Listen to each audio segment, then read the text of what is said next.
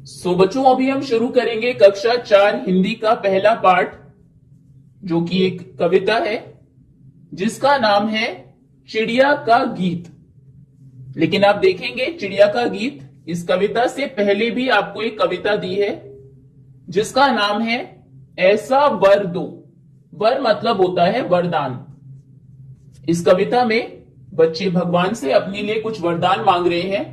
अब वो क्या है, वो क्या पाना चाहते हैं, ये हम कविता को पढ़कर पता लगाएंगे। तो पहले ये जो एक छोटी सी कविता है ऐसा वर दो, इसको पढ़ेंगे, उसके बाद हम चिड़िया का गीत पढ़ेंगे। ओके, तो शुरू करते हैं। भगवान हमको ऐसा वर दो, जग के सारे सद्गुण भर दो। सद्गुण मतलब होता है अच्छे गुण, अच्छे गुण, अच्छी आदतें, गुण। ओके, जग मतलब दुनिया, संसार, संसार। वर हमने देखा, वर मतलब होता है वरदान, और भगवान यहां पर कहा गया है भगवान को।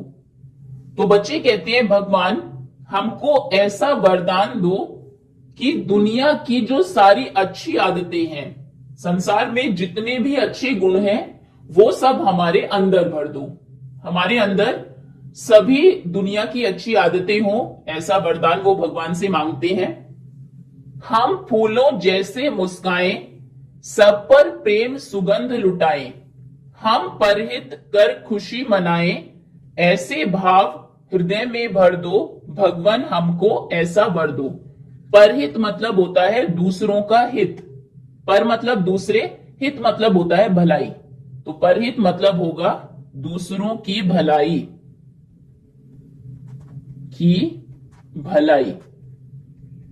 ओके, भाव मतलब होता है भावना, सोच, विचार। ओके, अब आगे बच्चे कहते हैं हम फूलों जैसे मुस्काएं। जैसे फूल हमेशा होते हैं मुस्कुराते हुए, उन्हीं की तरह हम भी हमेशा मुस्कुराते रहें।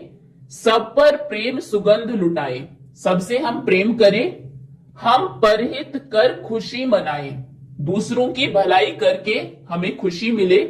दूसरों की भलाई करें, उनके लिए कुछ अच्छा काम करें, उसके बाद हम खुशी मनाएं। ऐसे भाव हृदय में भर दो, हमारे मन में, हृदय मतलब मन, दिल, इस तरह के भाव भर दो कि जब हम दूसरों की भलाई करें, दूसरों के लिए कुछ काम करें, तब हम खुशी मनाएं। सबसे हम प्रेम करें, सब पर प्रेम सुगंध लुटाएं। जैसे फूल होते हैं हमेशा मुस्कुराते रहते हैं, खुशबू सुगंध फैलाते हैं, ऐसे हम भी सबसे प्रेम करें और फूलों की तरह मुस्कुराते रहे। भगवान हमको ऐसा वर दो। भगवान हमको ऐसे वर दो। अभी आगे वो कहते हैं दीपक बने लड़े हम तम से, ज्योतिर्मय हो यह जग हमसे। कभी न हम घबराए गम से, तन मन सबल हमारे कर दो। भगवान हमको ऐसा वर दो। पहले शब्दार्थ देखते हैं। दीपक मतलब होता है दिया, जिसे आप जलाते हैं, दिया। तम मतलब होता है अंधेरा, अंधेरा। ज्योतिर्मय मतलब होता है जगमगाता हुआ, ज्योतिर्मय मतलब जगमगाता हुआ। उसके बाद जग मतलब हम देख चुके हैं, जग मतलब संसार, दुनिया। गम मतलब होता है दुख, दुख। उसके बाद सबल मतलब होता है ताकतवर, बलवान, ताकतवर या फिर बलवान। सबल जिसमें बहुत सा बल हो। ठीक है, आगे बच्चे कहते हैं कि हम दीपक बने, दिए जैसे बने, लड़े हम तम से, अंधेरों से हम लड़े। यहां पर अंधेरे से लड़ने का मतलब है कि जो गलत चीजें हो रही है हमारे आसपास, उनके खिलाफ हम खड़े हो, उनसे लड़े। जैसे दिया होता है वो अंधेरों से लड़ता है, ऐसे ही हम भी दिए के जैसे बने और बुराइयों से लड़े। ज्योतिर्मय हो यह जग हमसे, और ये जो दुनिया है, संसार, जग है, ये हमसे ही जगमगाए। कभी ना हम घबराए गम से, हम कभी भी गम से, दुखों से, मुश्किलों से घबराए ना। तन मन, तन मतलब होता है शरीर, तन मन सबल हमारे कर दो, हमारे तन को, शरीर को और हमारे मन को इतना बलवान कर दो कि हम कभी भी गम से, दुख से घबराए नहीं और दिए की तरह हम बुराइयों से लड़े और ये जो दुनिया है ये हमसे ही जगमगाए, मतलब हमसे ही इसमें खुशियां हो, सभी अच्छी चीजें हो, रोशनी हो। भगवान हमको ऐसा वर दो, भगवान हमें ऐसा वर दो, ऐसा वरदान दो। आगे आते हैं, सत्य मार्ग पर बढ़ते जाएं, सबको ही सन्मार्ग दिखाएं, सब मिलकर जीवन फल पाएं, ऐसे ज्ञान बुद्धि से भर दो, भगवान हमको ऐसा वर दो।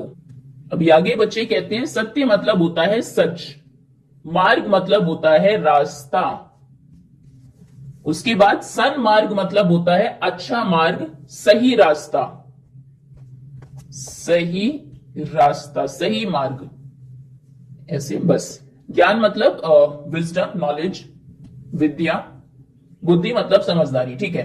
तो अब आगे बच्चे कहते हैं कि सत्य मार्ग पर बढ़ते जाएं, हम हमेशा जो सच का रास्ता है उस पर आगे बढ़ते जाएं, झूठ ना बोले, सबको ही सन्मार्ग दिखाएं, और हम सबको सही रास्ता क्या है वो दिखाए, वो बताए, खुद भी सही रास्ते पर चले और दूसरों को भी बताए, सब मिलकर जीवन फल पाए, सब मिलकर जीवन में जो भी हम पाना चाहते हैं, जो भी फल हम चाहते हैं वो सबको प्राप्त हो, सभी अपने लक्ष्य को प्राप्त करे, सफल हो, ऐसे ज्ञान बुद्धि से भर दो, हमारे अंदर ऐसा ज्ञान, ऐसी विद्या और ऐसी बुद्धि भर दो, भगवान हमको ऐसा वर दो। ओके, एक बार फिर से देख लेते हैं इसको। ये जो कविता है ये लिखी है त्रिलोक सिंह ठकुरेला ने। ओके, कविता का नाम है ऐसा वर दो, मतलब ऐसा वरदान दो।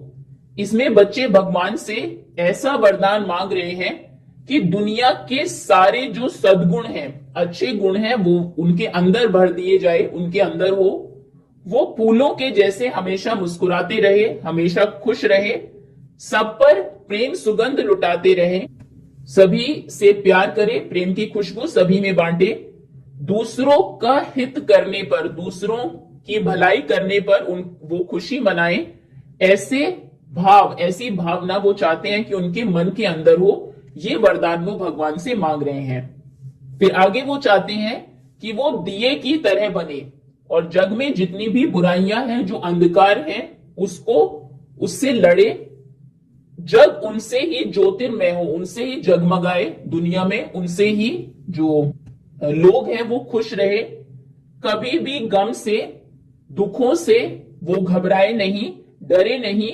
उनके तन और मन को, शरीर को और उनके मन को इतना सबल, इतना बलशाली, इतना बलवान कर दो, इतना ताकतवर कर दो। ये वरदान वो भगवान से मांगते हैं। आगे वो कहते हैं कि हमेशा वो सच्चाई के मार्ग पर चले, सही रास्ते पर चले और सबको ही, दूसरे लोगों को भी सन्मार्ग दिखाए, सही मार्ग दिखाए, सभी मिलकर जीवन में जो वो चाहते हैं वो फल सभी को मिले, सभी वो फल पाए, उनको ऐसा ज्ञान दो, ऐसी बुद्धि हम में भर दो, भगवान हमको इस तरह का वर दो। ठीक है, रिवाइज कर लेते हैं, फिर हम अपनी कविता पर आएंगे। भगवान हमको ऐसा वर दो, जग के सारे सद्गुण भर दो, हम फूलों जैसे मुस्काएं, सब पर प्रेम सुगंध लुटाएं, हम परहित कर खुशियां पाएं, खुशी मनाएं, ऐसे भाव हृदय में भर दो, भगवान हमको ऐसा वर दो।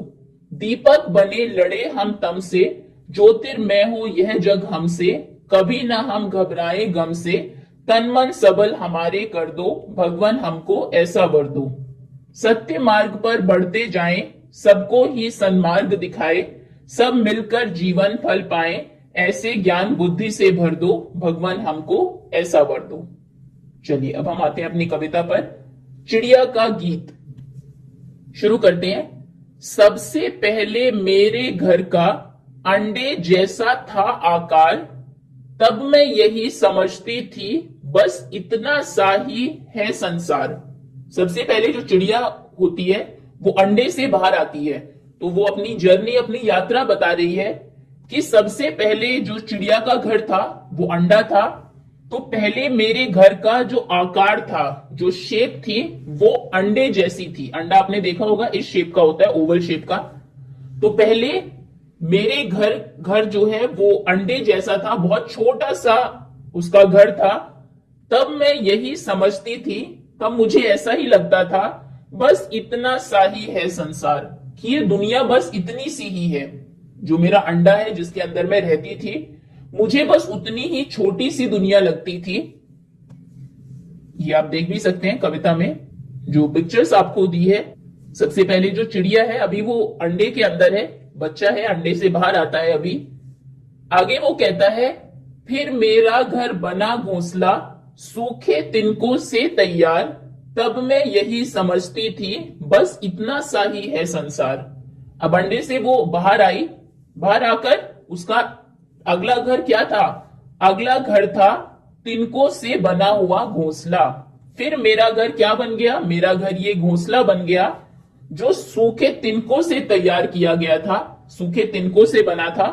अब चिड़िया बस जो घोंसला है उसके अंदर ही रहती थी, तो वो ये समझती थी, उसे ऐसा लगता था कि बस इतना सा ही है संसार, कि दुनिया बस इतनी सी ही है, जितना बड़ा मेरा घोंसला है उतनी ही दुनिया है, बस इसके बाहर कोई दुनिया है ही नहीं। आगे है, फिर मैं निकल गई शाखों पर, हरी भरी थी जो सुकुमार, तब मैं यही समझती थी, बस इतना सा ही है संसार। शाखा मतलब होता है टहनी, टहनी। और सुकुमार मतलब होता है कोमल। तो फिर जो चिड़िया है वो घोंसले से निकलकर कहां पर आई? पेड़ की शाखों पर आई। फिर मैं निकल गई शाखों पर, फिर मैं उस पेड़ की टहनियों पर आई जो टहनियां हरी भरी थी और बहुत कोमल थी। तब मैं यही समझती थी, फिर मैं यही समझने लगी, बस इतना सा ही है संसार। ये जो शाखाएं हैं, पेड़ है, शायद दुनिया बस इतनी ही है, इसके बाहर कोई दुनिया नहीं है। आखिर जब मैं आसमान में उड़ी दूर तक पंख पसार, तभी समझ में मेरी आया, बहुत बड़ा है यह संसार। पसार मतलब होता है पसारना, यानी कि फैलाना। तो आखिर में, सबसे लास्ट में, जब चिड़िया को उड़ना आया और वो आसमान में दूर तक उड़ी अपने पंखों को फैलाकर, तब उसकी समझ में आया कि ये संसार तो बहुत बड़ा है। जब वो अंडे के अंदर थी, उसका जो घर था वो अंडे के आकार का था, तब उसको लगा इतनी छोटी सी दुनिया है। जितनी दुनिया में हम रहते हैं, जहां तक हमने देखी है, हमें ऐसा ही लगता है कि दुनिया बस छोटी सी ही है। जब आप अपने घर में रहते थे, बहुत छोटे थे, आपको लगता होगा बस दुनिया इतनी ही है, दुनिया में उतने ही लोग हैं जिन्हें आप अपने आसपास देखते हैं। फिर आप बाहर आए, अपने आस पड़ोस में खेलने लगे, आपने अपना शहर देखा, अपना गांव देखा, तब आपको लगा होगा कि इतनी ही दुनिया है, बस सब कुछ हमारे शहर में, हमारे गांव में ही है। फिर आप स्कूल जाने लगे, वहां पर नए लोगों से मिले, वो आपकी दुनिया बन गई। फिर आप शायद दूर तक कहीं घूमने गए होंगे, तब आपने देखा कि दुनिया बहुत बड़ी है। चिड़िया के साथ भी वैसा ही हुआ। जब वो अंडे के अंदर थी तो उसको ये लगता था, वो ये बस यही समझती थी कि जितना मेरा अंडा है दुनिया उतनी ही है, क्योंकि उसके बाहर उसने दुनिया कभी देखी नहीं थी। फिर वो अंडे से बाहर आई, घोंसले में आई जो सूखे तिनकों से बना हुआ था, तब उसे ये लगा कि दुनिया बस ये घोंसला ही है, क्योंकि उसके बाहर उसने दुनिया कभी देखी ही नहीं थी। फिर वो थोड़ा चलने फिरने लगी, शाखाओं पर आ गई, जो पेड़ की टहनियां होती है उन पर आई, जो कि टहनियां हरी भरी थी, बहुत कोमल थी। कोमल मतलब सॉफ्ट। तब उसे ये लगा कि शायद दुनिया बस इतनी ही है। थोड़ी बड़ी हो गई दुनिया उसकी, अब वो पेड़, वो शाखाएं उसके लिए दुनिया हो गई।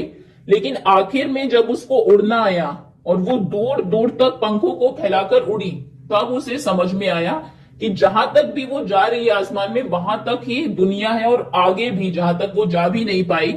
तो तब वो समझी, तब उसकी समझ में आया कि ये जो दुनिया है, संसार है, ये बहुत बड़ी है। ओके, ये आपकी कविता है जिसे लिखा है निरंकार देव सेवक ने। एक बार फिर से पढ़ लेते हैं। सबसे पहले मेरे घर का अंडे जैसा था आकार, तब मैं यही समझती थी, बस इतना सा ही है संसार। फिर मेरा घर बना घोंसला सूखे तिनकों से तैयार, तब मैं यही समझती थी, बस इतना सा ही है संसार। फिर मैं निकल गई शाखों पर, हरी भरी थी जो सुकुमार, तब मैं यही समझती थी बस इतना सा ही है संसार। आखिर जब मैं आसमान में उड़ी दूर तक पंख पसार, तभी समझ में मेरी आया बहुत बड़ा है यह संसार। Okay, that's all students. अभी हमने कविता को पढ़ा है, इसके प्रश्नोत्तर हम करेंगे अगली वीडियो में। होपफुली जो कविता है वो आपको अच्छे से समझ में आ गई होगी। Thank you so much for watching.